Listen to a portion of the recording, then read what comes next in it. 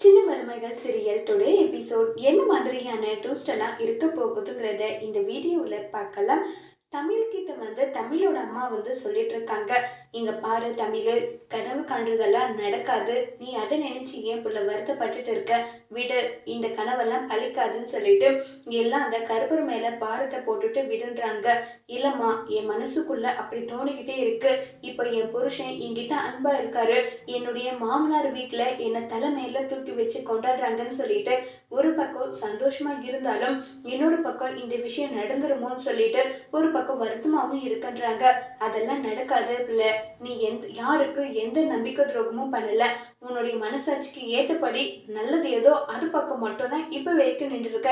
அப்படி இருக்கும்போது இதெல்லாம் எப்படி நடக்கும், அதெல்லாம் நடக்காதுன்னு சொல்லிட்டு இருந்தாலுமே இல்லம்மா, என் உள் மனசுக்கு ஏதோ தப்பு பண்ற மாதிரி தெரியுது. சரி புள்ள, நீ இவ்வளவு சொல்றதுனால உனக்கு ஒரு விஷயம் நான் சொல்லட்டுமா, நீ எந்த அளவுக்கு உஷாரா இருக்கியோ அந்த அளவுக்கு உஷாரா இரு. உன்னுடைய மாமனாரும் இப்ப எலெக்ஷன்ல நிக்க போறதா சொல்லியிருக்காங்க. வந்த தலைவரும் எப்படி சொல்லிட்டு போனாங்க பாத்தியா, ஒருவேளை அதனால கூட பிரச்சனை வர்ற மாதிரி இருக்கலாம். முன்னெச்சரிக்கையா என்ன பண்ணணுமோ அதை நீ பண்ணிக்கோன்னு சொல்லிட்டு இருக்காங்க. அம்மா, நீ சொல்றது எனக்கு புரியல. இல்ல, இந்த குடும்பத்துக்கு எது நடந்தாலும் உன் உயிரை கொடுத்து கூட நீ அதை செய்வன்னு எனக்கு தெரியும் நல்லா சொல்லி பேசிட்டு இருக்காங்க. இதை கேட்ட உடனே என்ன பேசுறதுன்னே தெரியல. இங்க பாரு புள்ள, உனக்கு இப்பதான் வளகாப்பு நடந்து முடிஞ்சிருக்கு, நீ உன்னுடைய லைஃபை சந்தோஷமா வாழணும், கண்டிப்பா சந்தோஷமா நீ இருக்கணும் நல்லா சொல்லி மாறி மாறி ஃபீல் பண்ணி எல்லாம் பேசிட்டு இருக்காங்க. சரிம்மா, நீ சொல்ற, நான் கேட்குறேன்னு சொல்லிட்டு இருக்கும்போது கரெக்டா அந்த இடத்துல சேது வராங்க. அத்தை, என்ன அம்மாவும் மகளும் சேர்ந்து ஏதோ பேசிட்டு இருக்கீங்க, உங்களை டிஸ்டர்ப் பண்ணிட்டுனா நான் கிளம்புறேன்றாங்க. ஆமா, தமிழையே இவ்வளவு சோகமா இருக்கான்னு சொல்லிட்டு கேக்குறாங்க. அது ஒன்னில மாப்பிள்ள, என்னத்த என்கிட்டயே மறைக்கிறீங்க பாத்தீங்களா, அவகிட்டதான் நான் கேட்டேன், அவ வாயை திறந்து கூட ஊம குசும்பி எதுவும் சொல்லல, நீங்களும் சொல்லலைன்னா எப்படி அத்தை, என்ன விஷயம் ஏது சொல்லுங்கன்னு சொல்லிட்டு கேக்குறாங்க. மாப்பிள்ள, அவளுக்கு ஏதோ ஒரு கெட்ட கனவு வந்ததாம், நீங்களும் சம்மந்தியாவும் சேர்ந்து வீட்டை விட்டு அவளை கழுத்தை பிடிச்சி வெளியே தள்ளின மாதிரி கனவு வந்ததாம். அதை நினைச்சு ஒருவேளை அந்த மாதிரி நடக்குமோ அப்படின்ற பயம் தான்றாங்க. என்ன அத்தை, என்ன பேசிட்டு இருக்கீங்க, நானும் அவகிட்ட பல விதமா நான் சொல்லி பார்த்துட்டேன், எதுக்காக உன்னை நாங்க அப்படி பண்ண போறோம், இந்த வீட்டோட மகாராணி குலதெய்வம் நீதான், உன்னை எப்படி வீட்டை விட்டு துரத்துவோம், அதை நினைச்செல்லாம் நீ ஃபீல் பண்ணாத நான் அவகிட்ட சொல்றேன். இருந்தாலுமே அதை அவ நம்பாம இப்படி பண்ணிட்டு இருக்கா. இதுக்கு என்னதான் ஒரே தீர்வு எனக்கு தெரியல. என்ன தமிழ, உன் மேலேயும் நம்ம வயிற்றுல வளர்ற குழந்தை மேலேயும் சத்தியம் பண்ணா நீ ஒத்துப்பியான்னு சொல்லிட்டு கேக்குறாங்க. இல்லைங்க, என்ன பேசிட்டு இருக்கீங்க, பின்ன எனக்கு எப்படி உன்னை நம்ப வைக்கிறதுனே தெரியல, நம்ம வயிற்றுல வளர்ற குழந்தை மேல சத்தியமா சொல்றேன், உன்னை நான் வீட்டை விட்டு இக்கருந்து கொண்டோ எந்த ஒரு சூழ்நிலை வந்தாலும் வீட்டை விட்டு துரத்த மாட்டேன் போதுமா சொல்றாங்க. இதை கேட்ட உடனே பயங்கரமா தமிழ் ஃபீல் பண்ணி சேதுவை கட்டி பிடிச்சி ஃபீல் பண்ணிட்டு இருக்காங்க. இங்க பருப்புல என்ன நடந்தாலும் சரி, ஏது நடந்தாலும் சரி, இந்த உலகமே உனக்கு எதிராக போனா கூட உன்னை கழுத்தை பிடிச்சியோ இல்ல வீட்டை விட்டு போனியோன்னு சொல்லிட்டு நான் துரத்த மாட்டேன். இப்ப சந்தோஷமா நான் பண்ண ஒரே ஒரு தப்பு, அதுதான் உன்னை என் வாயால பேசினது. அதை நினைச்சு ஒவ்வொரு நாளும் ஒவ்வொரு நிமிஷமும் எந்த அளவுக்கு வேதனையில துடிச்சிட்டு இருக்கேன் தெரியுமா, அந்த அளவுக்கு வேதனையில துடிச்சிட்டு இருக்கேன், திரும்பவும் அதே தப்ப நான் பண்ணுவேனான்னு சொல்லிட்டு கேட்டுட்டு இருக்காங்க. இல்லைங்க, அது சொல்றாங்க. போதும், இதுக்கு மேல இதை பத்தி பேச வேண்டாம், பேசின வரைக்கும் போதும் புள்ளன்னு சொல்லிட்டு சேது அங்கிருந்து போயிடுறாங்க. இங்க பத்தியா, அவரு உன் மேல உயிரே வச்சிருக்காரு மாப்பிள்ள, அப்படி இருக்கும்போது உன்னை எப்படி அவர் வீட்டை விட்டு துரத்துவாரு, இனி அதை பத்தி எல்லாம் நினைச்சிட்டு நீ கவலைப்பட்டுட்டெல்லாம் இருக்காத, புரியுதா நல்லா சொல்லிட்டு இருக்காங்க. ஏதோ சொல்றீங்க, நானும் நம்புறேன், கடவுள் என் கூட இருக்காருன்றத நம்பி நான் என்னுடைய பயணத்தை தொடர்றேன், அவ்வளவுதான் சொல்லிட்டு தமிழும் அங்கிருந்து கிளம்பி போறாங்க. இப்ப காவியோட அப்பா எம்எல்ஏவா இருக்காங்க. அவங்க யோசிச்சுட்டு இருக்காங்க, இந்த எல்லா விஷயத்தையும் நான் பொறுத்துக்கிட்டு போறதுக்கான காரணம் என்ன, என் பொண்ணுக்கு எப்படிப்பட்ட அசிங்கம் அவமானம் நடந்தாலும் அது எல்லாமே பொறுத்துக்கிட்டு போறதுக்கான காரணம் என்ன தெரியுமா, இந்த அமைச்சரோட பதவி எனக்கு வரணும், எதுக்கு எடுத்தாலும் எம்எல்ஏ எம்எல்ஏன்னு சொல்லிட்டு கூப்பிட்டுட்டு இருக்காருல்ல, அது எல்லாத்துக்கும் சேர்த்து ஒட்டு மொத்தமா படிக்கணும், அதுக்காக தான் நான் இங்க வந்திருக்கேன்னு சொல்லிட்டு பேசிட்டு இருக்கும்போது கரெக்டா இதை ஈஸ்வரியும் கேட்டுறாங்க. சம்மந்தியே பரவாயில்ல போலயே, நம்ம என்ன நினைக்கிறோமோ அதை நடத்தி கொடுப்பாரு போல, அப்ப இந்த தூரத்துல இருந்து நம்ம வேடிக்கை பார்த்தா மட்டும் போதும், மீதி எல்லாம் அவங்களையும் என்ன பண்ணணுமோ அதை பண்ணிப்பாங்கன்னு சொல்லிட்டு யோசிச்சுட்டு இருக்காங்க. அப்ப வந்து பாத்தீங்கன்னா நம்ம சித்ரா வராங்க. அம்மா என்னம்மா என்னாச்சு, ஏன் இப்படி இருக்குன்னு சொல்லிட்டு கேட்டுட்டு இருக்காங்க. எல்லாம் நல்ல விஷயம் தாண்டி, என்னம்மா சொல்ற? ஆமா, ரொம்ப ரொம்ப நல்ல விஷயம் நடக்க போகுது. உன்னுடைய பெரியப்பாவோட ஒட்டுமொத்த அமைச்சர் போஸ்டிங்கு போக போகுதுடி. அந்த அளவுக்கு எல்லாரும் சேர்ந்து திட்டம் போட்டுட்டு இருக்காங்க. அம்மா, யாருக்காவது காதுல இது கேட்க போகுது. தலைவர் வந்து என்ன பேசிட்டு போனாங்க பாட்டு இல்ல, எப்படினாலும் எப்படிப்பட்ட சதினாலும் நடக்கும், நீ உஷாரா இருன்னு சொல்லிட்டு எல்லாரும் கண்ணுல விளக்கெண்ணெய் ஊத்திட்டு பார்த்துட்டு இருப்பாங்க. என்னதான் விளக்கெண்ணெய் ஊத்துனாலும் ஒன்றும் நடக்க போறது கிடையாது. என்னம்மா சொல்ற? ஆமாடி, காவியோட அப்பா பயங்கர கோபத்துல வந்து இருக்காரு போல. எப்படி சொல்ற? எப்படி உனக்கு தெரியுமான்னு சொல்லி கேக்குறாங்க. அவங்க பேசிட்டு இருந்ததை தூரத்துல இருந்து ஒட்டு கேட்டேன்டி. அம்மா, ஒட்டு கேட்கறதெல்லாம் கெட்ட பழக்கம் இல்லையா? எனக்கு மட்டும் தெரியாதா? எல்லாம் தெரிஞ்ச விஷயம்தான். நான் ஒட்டு கேட்டு வந்ததுனாலதான் இப்படி ஒரு விஷயமே நடக்க போகுது. அம்மா, நீ சொல்றது எனக்கு புரியல. எம்எல்ஏவும் நம்ம வந்து தமிழை கொல்றதுக்கு ஆள் அனுப்புனாங்கல்ல, ஆமா, உன் சொந்தக்கார பையன், ஆமா, அவங்களும் சேர்ந்து எப்படியாவது ராஜாங்கத்து மேல பழிய தூக்கி போடணும்.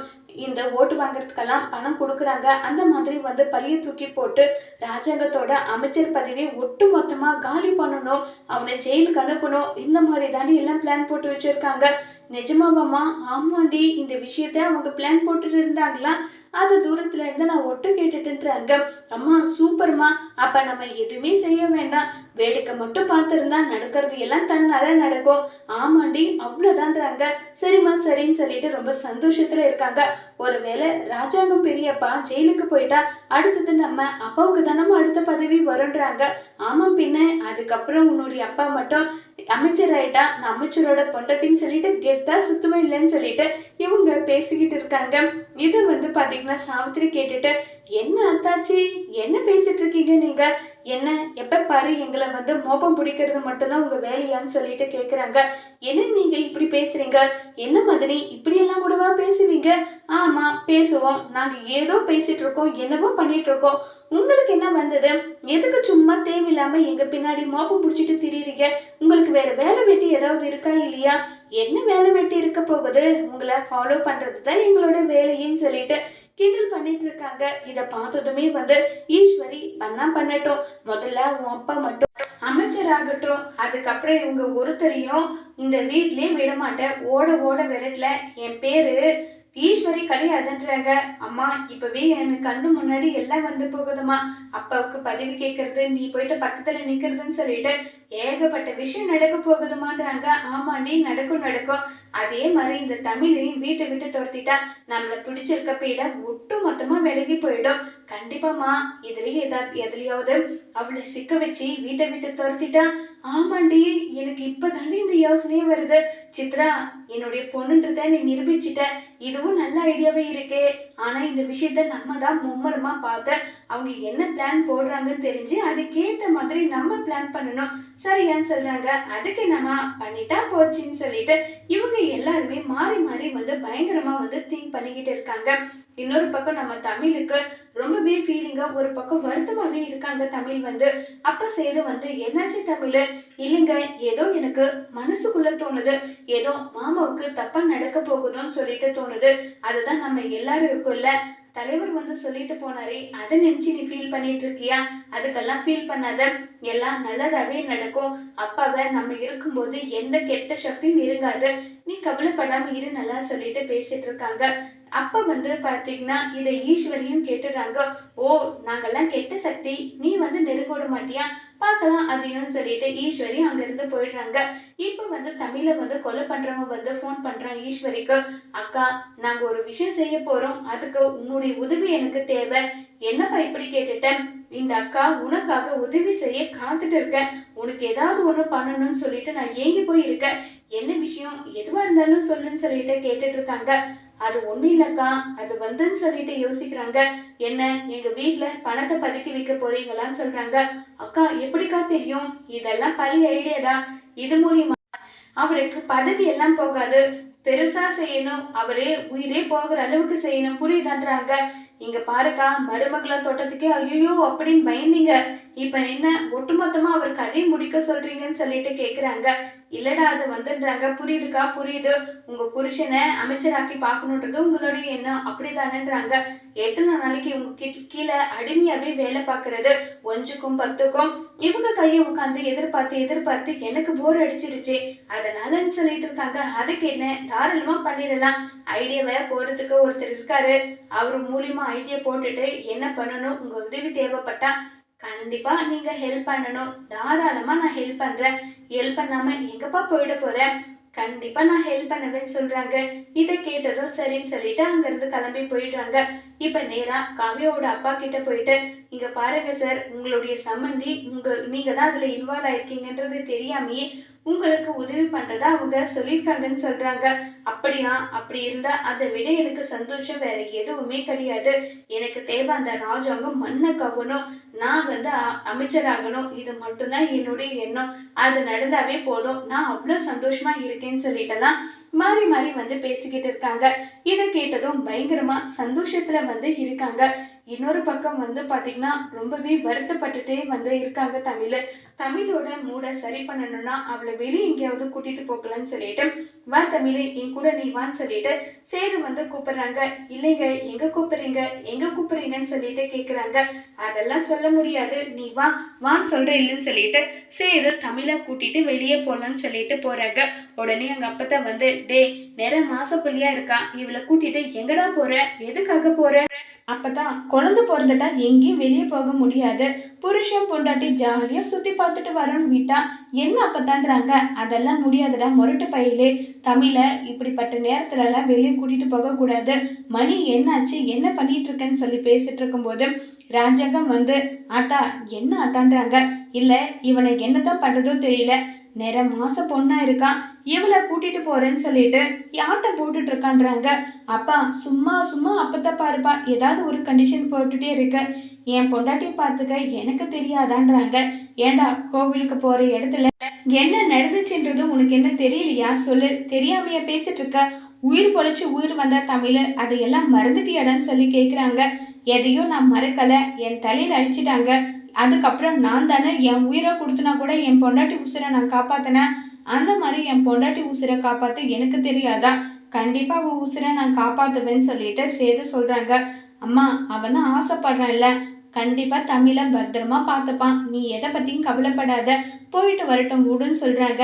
சரி ஏதோ சொல்றீங்க, இங்க பாருடா, சூதானமா போயிட்டு சூதானமா வரணும், அதெல்லாம் எங்களுக்கு தெரியும், நீ அமைதியே இருன்னு சொல்லிட்டு சேது நம்ம தமிழுக்கு என்னெல்லாம் விஷயம் பிடிக்குமோ அது எல்லா விஷயத்தையுமே ஒவ்வொன்றா நிறைவேற்றி நம்ம தமிழுக்காக எல்லாமே கொடுக்குறாங்க. இதை பார்த்ததும் தமிழுக்கு அவ்வளோ சந்தோஷமா இருக்கு. ஒட்டு மொத்தமா தமிழ் சோகமா இருந்தது எல்லாமே மறந்துட்டு தமிழ் அவ்வளோ சந்தோஷமா இருக்காங்க.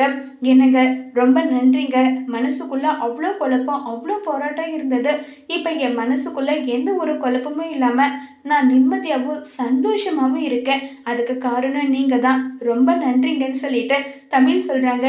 இது என்ன தமிழ், சரி இதுக்கு மேலே இவகிட்ட உண்மையை மறைச்சிருக்க முடியாது, நம்ம வயிற்றுல வளர்ற குழந்தை ரெட்டை குழந்தைன்ற விஷயத்த இவகிட்ட சொல்லிடலாம், பாட்டி இருந்தா தானே தடை, இங்க எங்க வரப்போகுது அப்பத்தான்னு சொல்லிட்டு, தமிழ் உனக்கு ஒரு விஷயம் தெரியுமா, நம்ம ஹாஸ்பிட்டலுக்கு போனோமே ஸ்கேன் பண்ண, ஆமா சொல்லுங்க, அப்ப குழந்தைய பார்த்ததா நினைச்சு நீங்க கூட அவ்வளோ சந்தோஷப்பட்டீங்களேன்றாங்க. ஆமா தமிழ் சந்தோஷப்பட்டேன், அதை விட இரட்டிப்பு சந்தோஷம் தெரியுமா, என்னங்க சொல்றீங்க, நீங்க சொல்றது எதுவும் எனக்கு புரியல, பாட்டிக்கு முதல்ல இந்த விஷயம் தெரியும், ஆனா பாட்டி தான் இந்த விஷயத்த உங்ககிட்ட இவ்வளவு நாளா சொல்லாம இருந்தாங்க, ஆனா குழந்தைய நான் பார்த்துட்டேன், என்னங்க குழந்தைக்கு ஏதாவது, சச்ச அதெல்லாம் ஒண்ணும் இல்லை, உன் வயிற்றுல வளர்ற குழந்தை ரெட்டை குழந்தை தமிழ். என்ன சொல்றீங்க, நீங்க சொல்றது உண்மையா? ஆமா தமிழ், நான் சொல்றது எல்லாமே உண்மைதான், உன் வயிற்றுல வளர்ற குழந்தை ரெட்டை குழந்தைன்னு சொல்றாங்க. இதை கேட்ட தமிழுக்கு ஆனந்தம் தாங்கவே முடியல. ஆமா இந்த விஷயம் உங்களுக்கு எப்ப தெரிஞ்சது, இப்ப நீ ஸ்கேனுக்கு வந்தியா அப்பதான் இந்த விஷயம் தெரிஞ்சது, அப்பா அம்மாச்சிக்கு முன்னாடியே தெரியுமா? ஆமா ஏதோ ஒரு காரணத்துக்காக அம்மாச்சி சொல்ல வேண்டாம்னு என்கிட்ட சொன்னாங்க, ஆனா உன்னுடைய மூடை சரி பண்றதுக்கு எனக்கு வேற வழி தெரியலையா, அதனால இந்த விஷயத்த நான் உங்ககிட்ட சொல்லிட்டேன்னு சொல்லிட்டு சொல்றாங்க. இதை கேட்டதுமே தமிழுக்கு பயங்கர சந்தோஷமா இருக்கு. தமிழ் ரொம்பவே பயங்கர சந்தோஷத்துல இருக்காங்க. இப்ப தமிழ் நேரா போயிட்டு அம்மாச்சி கிட்ட எதுக்காக என்னுடைய ரெட்டை குழந்தை விஷயத்த நீங்க சொல்லலன்னு கேட்டா, அதுக்கு அம்மாச்சியோட பதில் என்னவா இருக்க போகுது? அம்மாச்சி கனவு கண்டபடியும் தமிழ் கனவு கண்டபடியும் ஏதாவது பிரச்சனை தமிழ் வீட்டை விட்டு வெளியே போவாங்களா? இதை எப்படி சேதுவும் தமிழ ஹேண்டில் பண்ண போறாங்க? இதனால தமிழ் ஒட்டு மொத்தமா சேதுவோட வாழ்க்கையில இருந்து விலகி போவாங்களா இல்லைங்கிறது எல்லாம் வரப்போற எபிசோட்ல வெயிட் பண்ணி பார்க்கலாம். தேங்க்யூ.